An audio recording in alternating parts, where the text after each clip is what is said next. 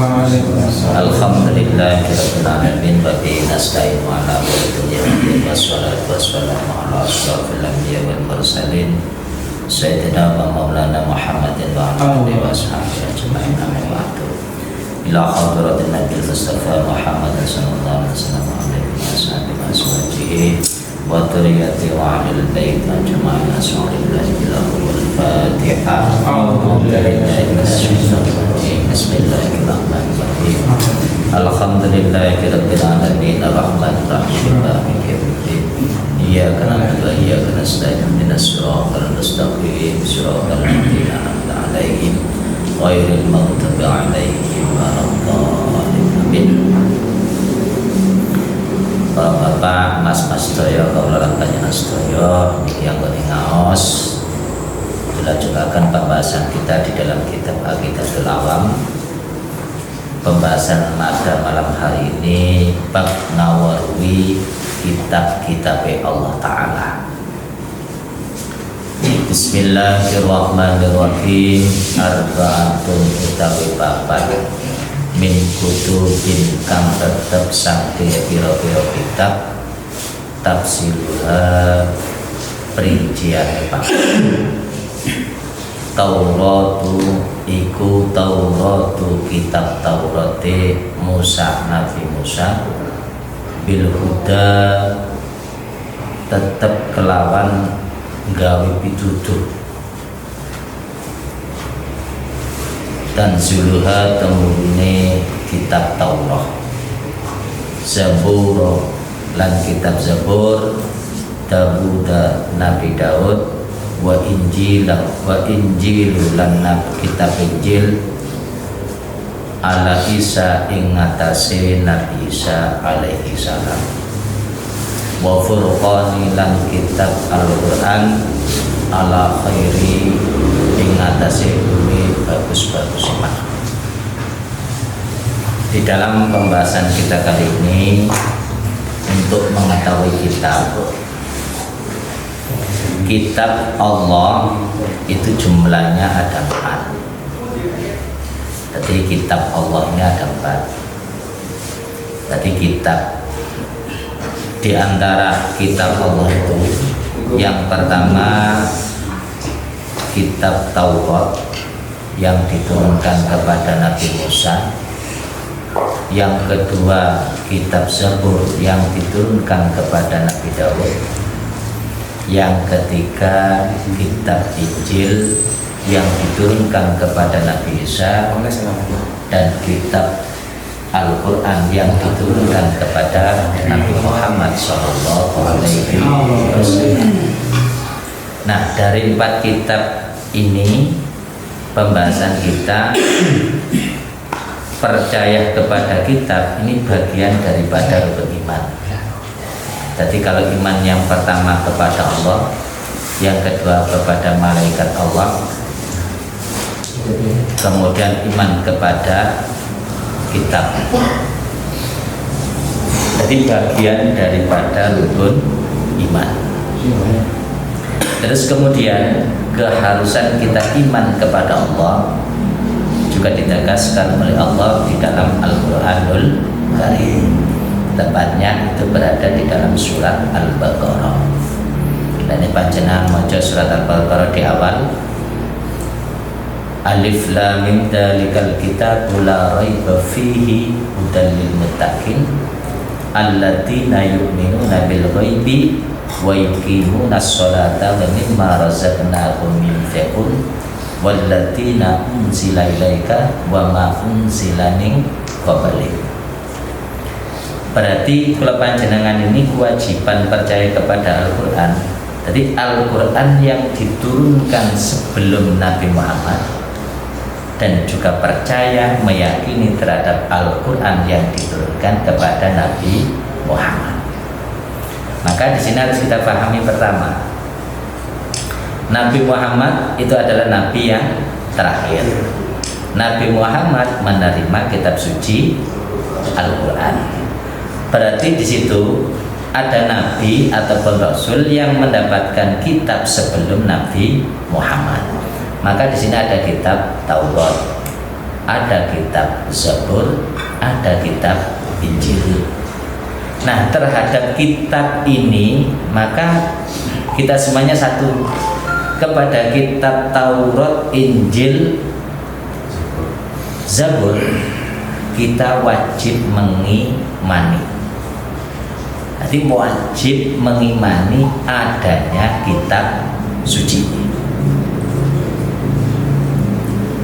Tapi kepada Al-Quran, kewajiban kita yang pertama mengimani terhadap kitab yang diturunkan kepada Nabi Muhammad, sekaligus kita punya kewajiban untuk mengamalkan isinya. Jadi beda.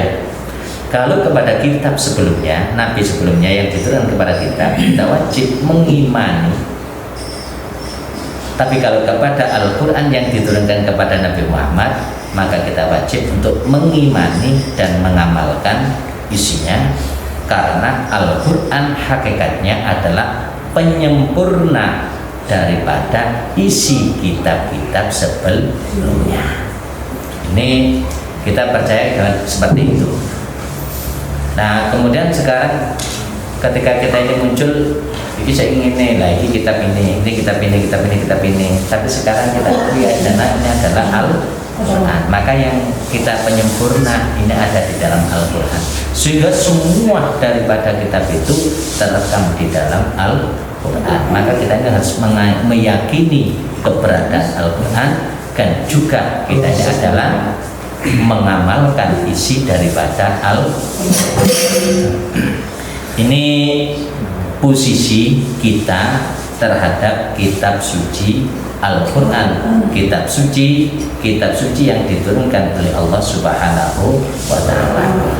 Kalau nggak demikian, kenapa kita ini kok ada tadi di sini mengimani, sedangkan kepada Al-Quran di sini ada mengimani, kemudian mengamalkan? Kalau seandainya semacam ini, maka kita ini mengamalkan kabeh, kita ini akan benturan. Ini benturan.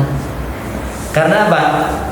Dari isi kitab-kitab sebelumnya, Taurat, Injil, Zabur, ajaran sama dalam bidang apa? Tauhid. Jadi mengimani kepada Allah. Jadi kesamaannya tauhid. Tapi dalam bidang syariah ini tidak sama. Satu contoh, kita mengenal puasa yang dilakukan oleh Nabi Daud. Puasanya sekarang puasa, besok tidak. Sekarang puasa, besok tidak. Puasa yang kita ketahui, puasa yang diajarkan oleh Rasulullah berpijak kepada Al-Quran, puasanya 1 bulan penuh. Nanti kita ini puasa terus, puasa 1 hari, tapi malamnya kita tidak puasa. Ini syariat. Dalam bidang puasa kita sudah mengalami suatu bentuk perbedaan. Terus yang kedua, kalau memang syariat ini mengalami perbedaan dalam bidang puasa, contoh dalam bentuk ubudiyah, ibadah, berarti juga tidak sama. Tapi kalau masalah tauhidnya, akidahnya sama. Samanya adalah mengesahkan hanya kepada Allah.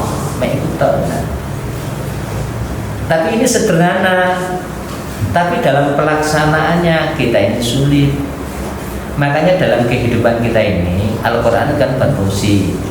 Dalikal kitabu la raiba fihi hudan lil muttaqin.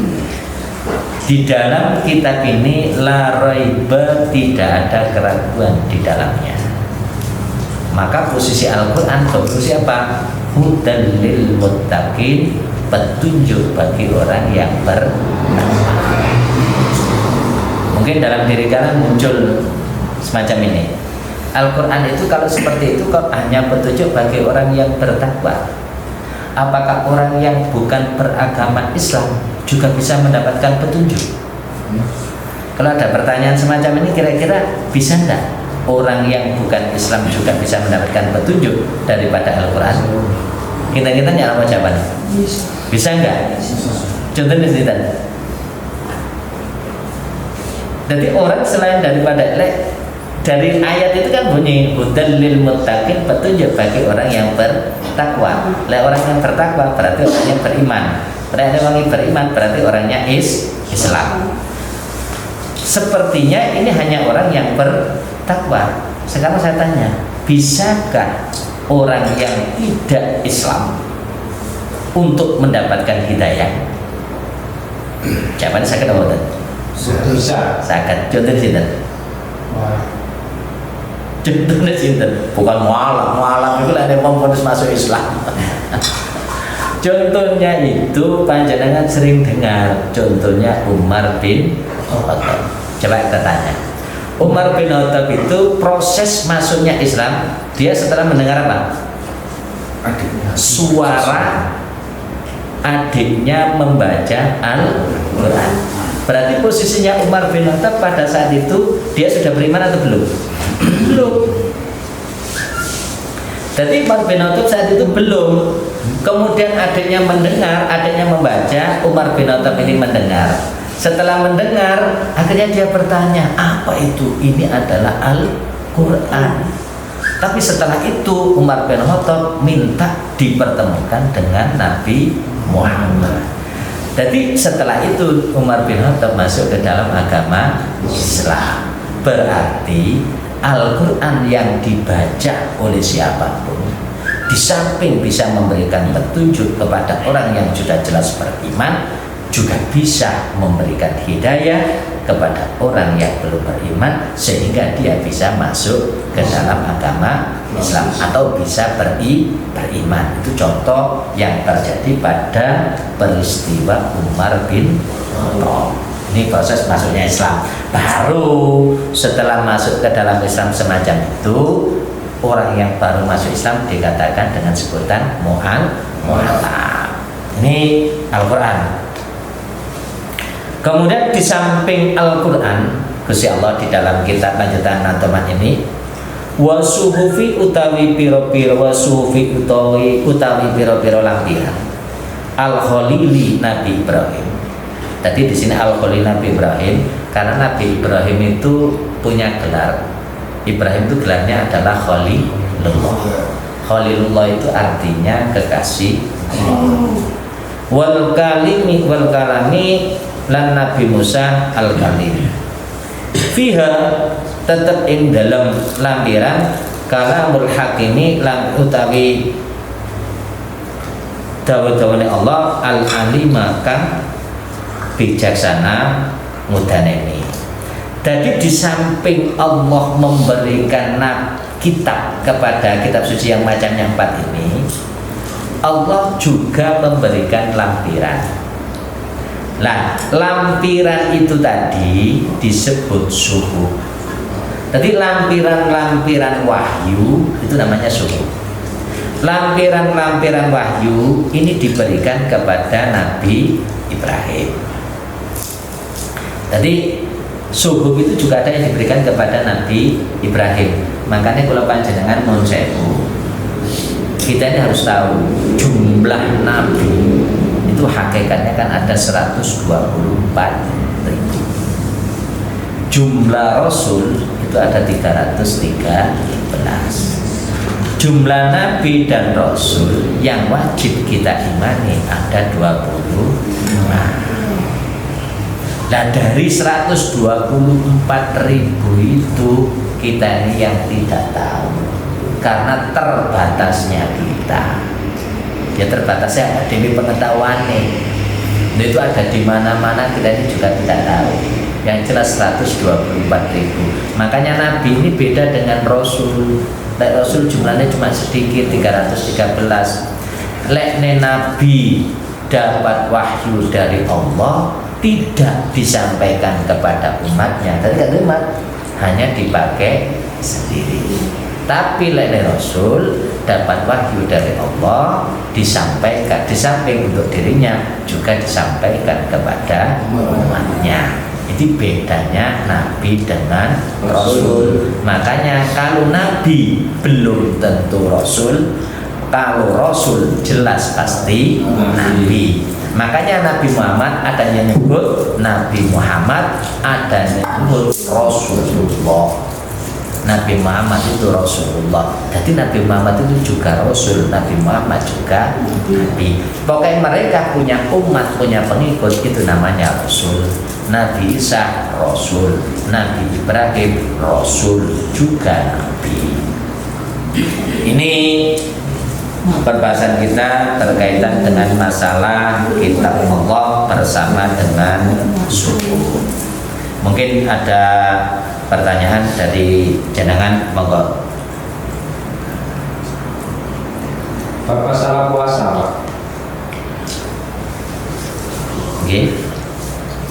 Seandainya orang itu meninggal waktu bulan puasa, tapi sebelum puasa habis, sebelum Idul Fitri, apa beliaunya itu wajib membayar fidyah atau anaknya yang membayar puasanya?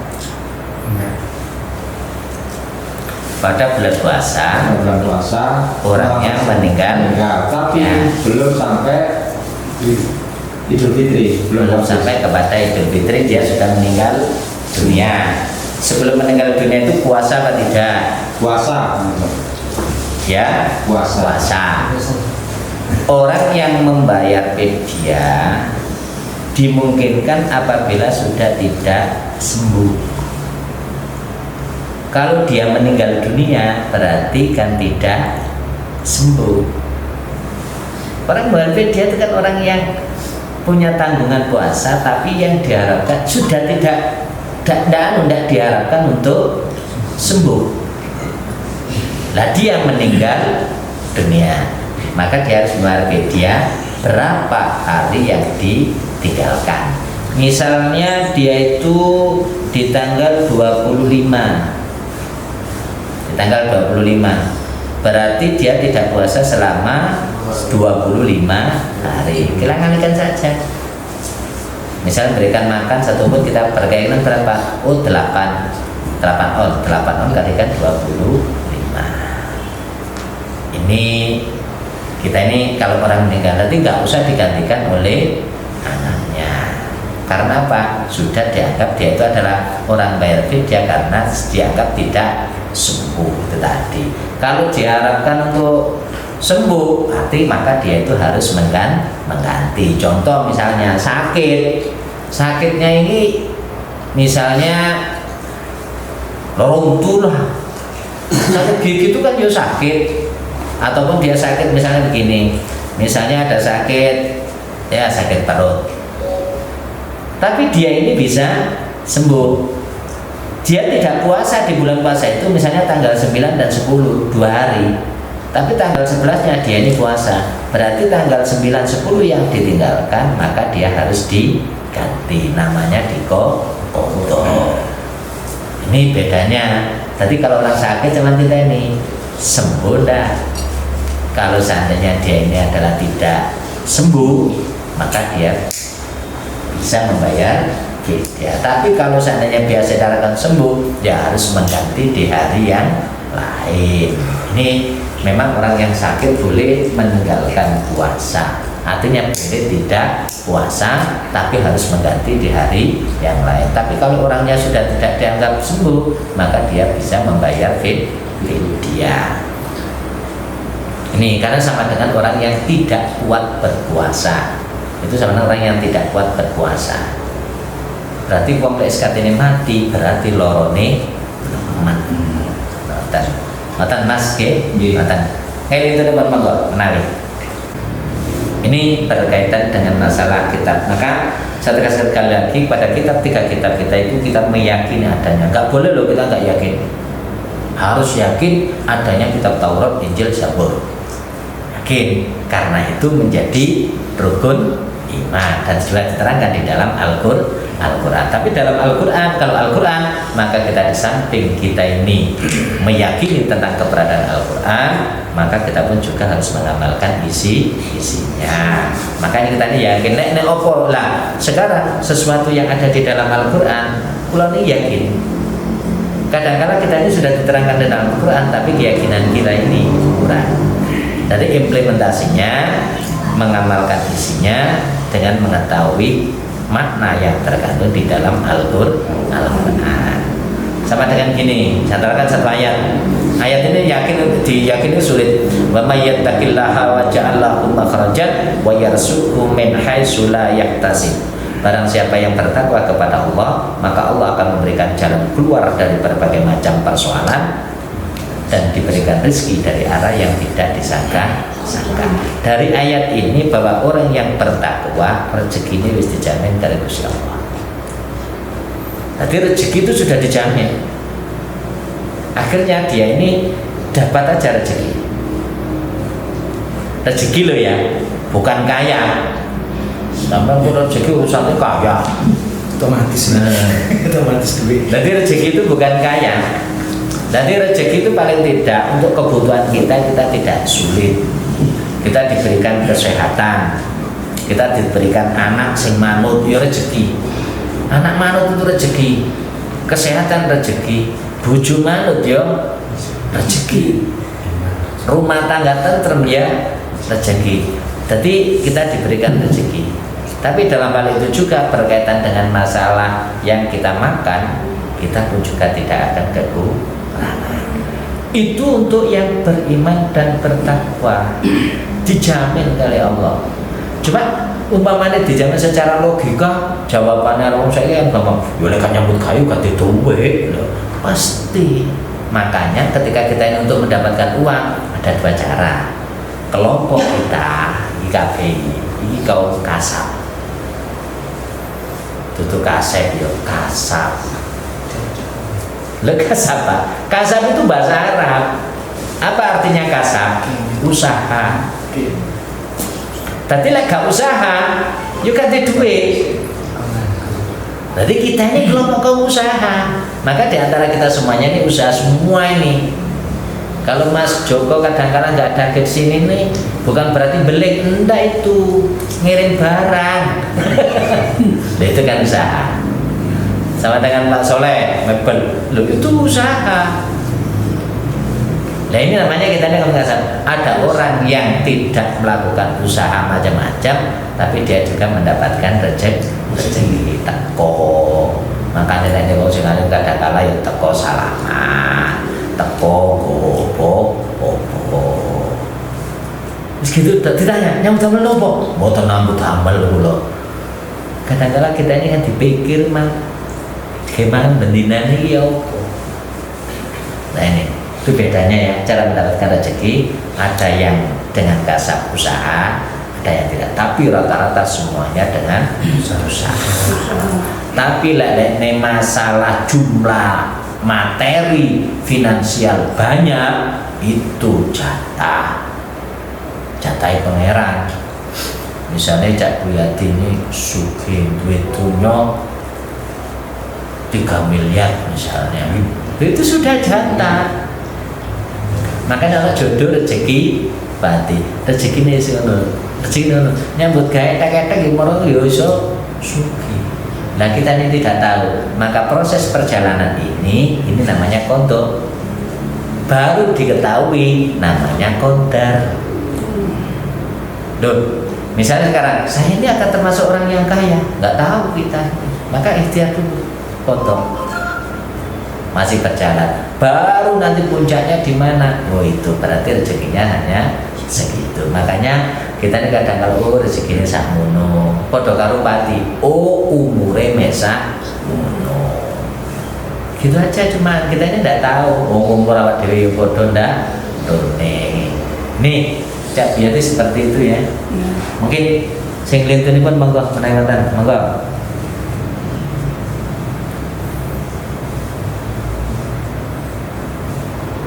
Nah terus kemudian kalau orang baca Al-Quran, kalau panjenengan ini baca, apakah tetap mendapatkan pahala? Pahala. Apakah Quran itu bisa memberikan kemudahan semuanya? Loh, Al-Quran itu situ ada berbunyi syifaa'un linnas. Berarti Al-Quran itu bisa menjadi obat.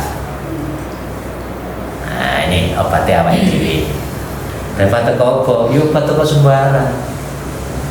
Tapi kesulitan apa, kita ini baca dengan Quran. Wis pokoknya ngaji, gak iso ngaji, yuk belajar bisa iso ning apa sing Tiap hari upayakan kita membaca Al-Quran. Baca Al-Quran di mana Pak? Ya di masjid boleh. Utamanya kita baca Al-Quran rumah ya harus kita bacakan Al-Quran.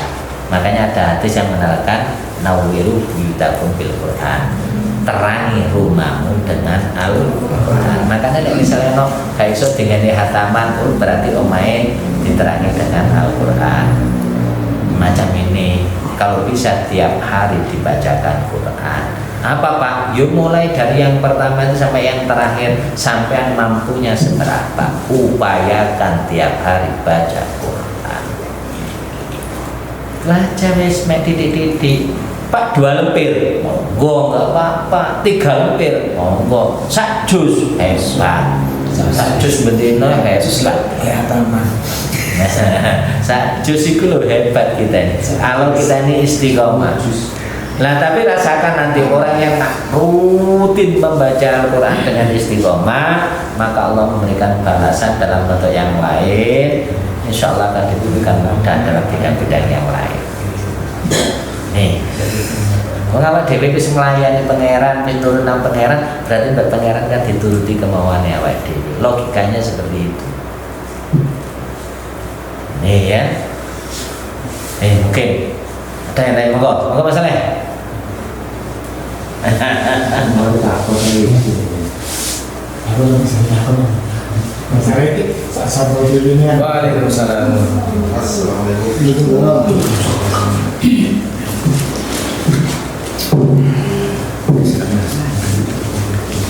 Kemudian selanjutnya dikatakan wa kullu man ata bihi rasulu fa haqquhu taslimu wal qabulu. Jadi dengan di sini kalau panjenengan ini ada ketentuan kayak gini, kita wong mukalaf wajib nerimo benerake marang apa kang didhawuhake Kanjeng Nabi Muhammad sallallahu alaihi wasallam. Kanthi rasa tunduk. Nah, berarti apa yang dikatakan oleh Rasulullah Nabi Muhammad, maka kita ini harus bisa mengambilnya. Wa ma atakumur rasulu fakhudhuhu. Iki ayatnya. Wa ma nahakum an tahu. Apa yang disampaikan oleh Rasulullah maka kita ambil. Apa yang dicegah oleh Rasulullah maka harus kita tinggalkan. Berarti selain kita ini di dalam Al-Quran yang harus kita yakini, maka di hadis-hadis Rasulullah maka kita ini harus yakin.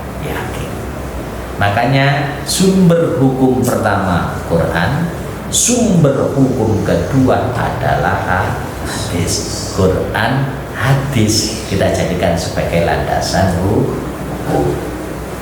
Cuma gini, kita ini kan termasuk gak paham. Kadang-kala orang sing ngomong takon hadis iki sahih apa ora, kadang-kala sing takon ora ngerti. Nah memang ada hadis-hadis yang sahih, ada hadis yang mutawatir, hadis yang mutawakan alaih semacam itu. Ada juga hadis yang dhaif.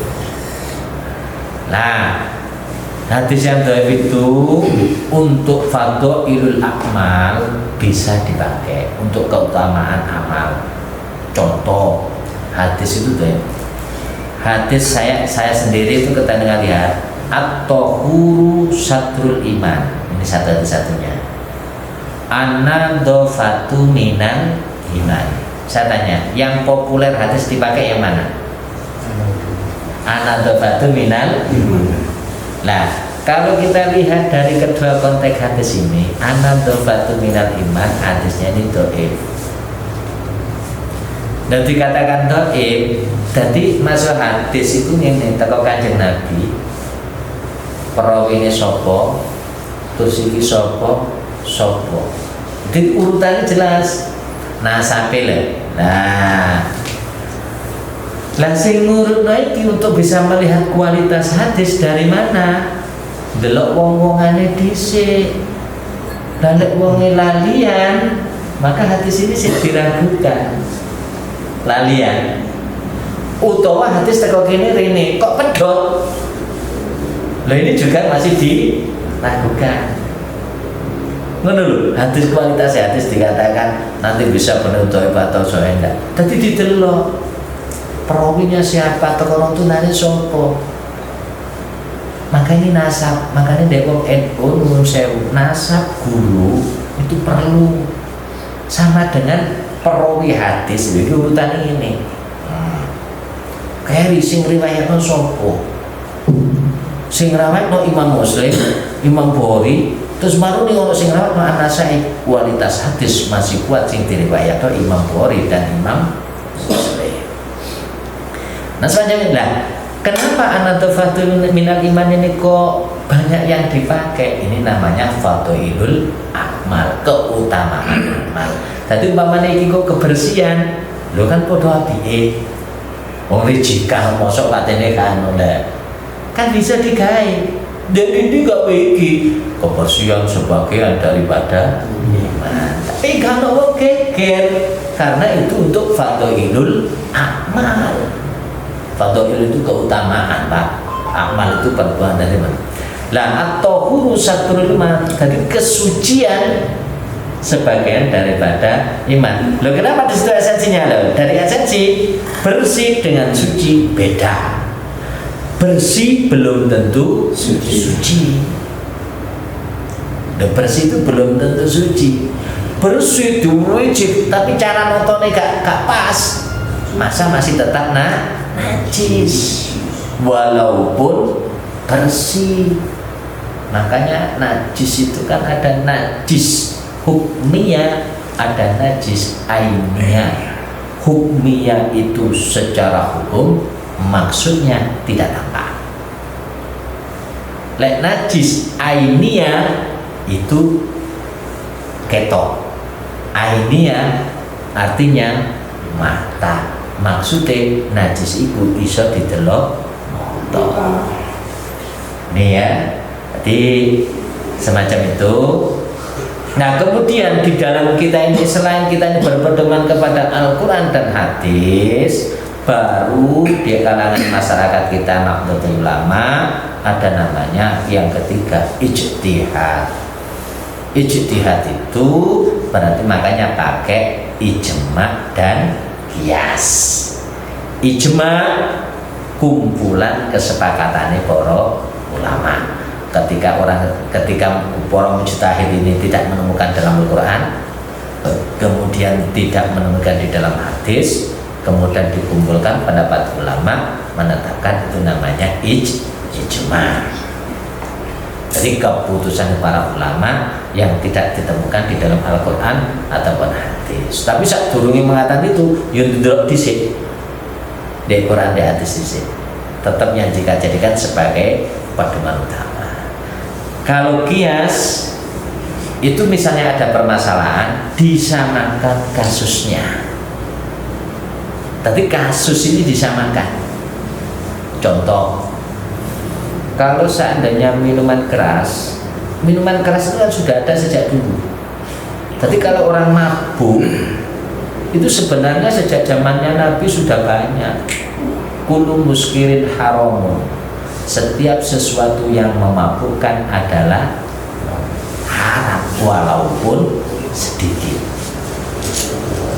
Jadi yang memabukkan semua, jadi semua yang memabukkan itu adalah diharamkan. Cuma di zamannya Nabi saat itu yang memabukkan itu bentuknya apa? Homer. Homer itu bentuknya apa? Cair apa padat? Cair. Di era sekarang yang memabukkan bukan hanya cair, tapi juga padat. Lupil kuplu itu padat, Pak. Sabu padat. Nah ini padat.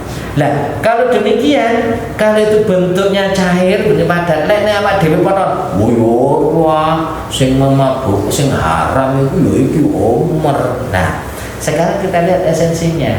Cair memabukkan, padat bisa memabukkan, menyamakan akibat kasus. Ini namanya qiyas. Tadi menyamakan kasus dengan efek yang sama. Nah ini namanya kita menggunakan metode qiyas. Ini yang dipakai orang ini. di samping kita ini pada Al-Quran sumber hukum Islam, hadis, kita juga pakai ijma dan qiyas. Makanya kita ini lebih fleksibel dan tidak kaku di dalam menerapkan sebuah hukum. Nah, hukum kita ini patokan Pak, dan ini kita pakai rentetan Imam Syafi'i. Tauhid ada sendiri, tasawufnya nang Imam Al-Ghazali. Ini ada keyakinan ini. Makanya yang penting terakhir daripada ini, karena kita sudah pada Al-Quran, kemudian ada suruh, terus kemudian kita meyakini dek ini awak dhewe lek kate belajar Al-Quran langsung nang asli gak iso, kudu ono sing nuntun. Lah ono sing nuntun iki paling tidak orang yang mengerti tentang masalah Al-Quran. Ini bahasa jebakan ini. Kalau ditanya sampai melok ulama atau melok nabi, kalau ada pertanyaan semacam itu jawabnya apa? Sampai melok ulama atau melok nabi? Orang sekarang kan bingung. Sampai melok nabi atau melok ulama? Ajaran ini. Maka jawabannya gimana jawabannya? Ajaran Nabi. Ajarannya nabi. Aman kan? Ada pertanyaan kok seperti ini. Kita ini ikut ulama apa ikut nabi? Ulama. Dua-duanya. Ulama. Ada ulama. Berarti semua kalau nabi. Oh, kan ada pertanyaannya ada. Terjadi. Maka di sini ada jawabannya di dalam Al-Quran begini. Qul in kuntum tuhibbunallaha fattabi'uni yuhibbukumullahu wa yaghfir lakum dzunubakum wallahu ghafurur rahim.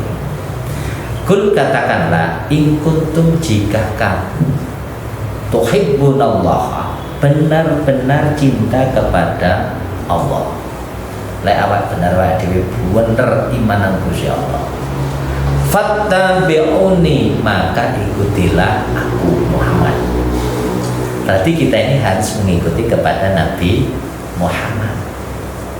Lha awak dhewe iki katene melok langsung melok nang Nabi Muhammad, padahal jarake kula panjenengan kali Kanjeng Nabi Muhammad tepi dan Kanjeng Nabi Muhammad wis sedo, awak dhewe yo batas antar negara. Lho yo gak iso. Makanya perlu ana sing bimbing ten kula panjenengan. Siapa sing bimbing kula panjenengan iki? Ulama. Makanya Nabi menatakan jadi al ulama'u warasatul anbiya. Berarti awak dhewe iki melok ulama. Tapi ulama iki melok nang Kanjeng Nabi. Makanya teko Kanjeng Nabi tabi'in. Tahu Nabi tabi'in daerah sekarang ini ulama. Lha awak dhewe katene ngajar nang Kanjeng Nabi Kanjeng Nabi wis sedo. Katene belajar Al-Qur'an awak dhewe ono ndek kene. Makane awak dhewe melok ulama sing ono ndek kene saiki, tapi ulama itu tetep melok nang Kanjeng Nabi. Lho makane saiki awak dhewe dikongkon milih kiai, melok ulama. Awak dhewe ku kongkon melok, Pak. Ojo ngatur dhewe, wah wis iso saiki delok nek kitab ngene lho. Awak dhewe melok nek ngene. Lho, saiki awak dhewe belajar kitab ngene, karangane sapa iki? Ulama. Sampai kata langsung belajar kelok melok nang Kanjeng Nabi, gak iso. Wong zamane Kanjeng Nabi gak ono Quran. Zamane Kanjeng Nabi gak ada Quran. Lho kok gak ada Quran, Pak? Lho sahabat padha hafal kabeh. Lho Al-Qur'an itu dibukukan setelah Nabi wafat dan masa-masa Khalifah Abu Bakar As-Siddiq. Baru selesai di masanya Utsman bin Affan. Maka dibentuk, lho kok podo ngajine kok ngono, ngajine kok gak podo. Akhirnya bentuk kesepakatan namanya Mushaf Utsmani sing digawe jadikan patokan. Lho terus barangmu belajar kok bingung meneh, soalnya apa? Gak ono titike. Akhirnya ulama sepakat membuat titik. Lho mari ono titike, lha nek macane dah diwaca di diwaca du. Ya apa wong-wong lek ngaji. Kalau sing padha meneh, akhirnya sepakat ulama membuat harokat. Lah harokate ono fathah, ono kasrah, ono dhamma.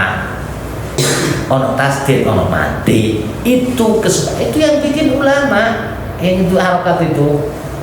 Lho Kanjeng Nabi kalau nek maca yo gak iso. Lah terus mari ngono sedeng wis ngaji ngeten-ngeten iki maca. Lho kok maca koyo maca koran, panjange gak ono, pendeke gak ono. Lho perlu diberikan aturan. Lahirlah ilmu tajwid. Tadi ilmu yang baca Al-Quran, tata cara bacanya bisa panjang, bisa pendek, itu ilmu tajwid. Sing aran sinten ulama, ilmunya lho ya. Ini. Terus mari ngono wis ngaji kok kurang penak lagune. Akhirnya apa? Ngaji ono lagune menggunakan berbagai macam metode. Wong Madura ngajine apa? Alif cepat alif, ngajar ya alif ngepes u. Lah, ini metode dari mana? Bukan orang Madura yang menunjukkan ini. Siapa? Metode ini cara membaca Al-Quran dari cara Baghdad. Toko Irak ini masih ini. Oleh Indonesia sudah ruang di toko kono belajar yang ini. Lalu terus sama dia ya belajar. Akhirnya sekarang sampai sekarang banyak metode pembelajaran Al-Quran yang banyak. Ada metode bumi, ono metode tilawah, ono metode qiraati, ono metode ikra, ono metode anahtiyah, ono metode at-tartilah, tartil. Lu banyak metode-metode cara membaca Al-Quran kemudian dilakukan supaya Quran itu tambah enak untuk didengar. Lu sapa sing bimbing iku? Awak dhewe ulama. Sing dudono niki ulama, tapi ulama itu duwe nasab keilmuan sampai nang Kanjeng Nabi. Makanya perlu nasab guru niki. Dan nasab guru iki sekaligus sing bimbing kula panjenengan. Besok lek ana apa-apane awake dhewe ana sing nulungi. Dan nggih, ini yang berkaitan ke sana. Nanti pamane ditakon melok sapa? Yo melok ulama sing duwe jurus nang Kanjeng Nabi. Pak, apa ana ulama sing gak jurus nang Kanjeng Nabi, Pak? Ono. Ulama macam-macam loro. Siji ana ulama loro ulama akhirat. Dadi lek ulama akhirat iki sing dulur nang Kanjeng Nabi. Lek ulama Pak, ulama sing orientasi hanya dunia. Lho iki diterang iki ana iki ulama macam loro niki. Makanya kalau panjenengan iki wis sampean milih gak apa-apa ulama sing disampean ge panutan, kabeh ulama apik tapi aja ngelekno liyane, tapi sing digolek ulama sing iso bimbing kula panjenengan. Makanya ulama itu lek penerusane Kanjeng Nabi kudu megang dek ayat itu wa ma arsalnaka ila rahmatan lil alamin, harus bisa memberikan rahmat kepada seluruh alam. Ulama itu bisa bimbing kedamaian, kerukunan, orang gawe gegeran. Monten sambung. Nggih, menawi sambung niki kedhe-kedhe mawon nggih. Mugi-mugi dados ilmu manfaat. Amin. Auzubillahi minasyaitonir rajim. Bismillahirrahmanirrahim. Wallahu a'lam bishawab. Wassalamualaikum warahmatullahi wabarakatuh.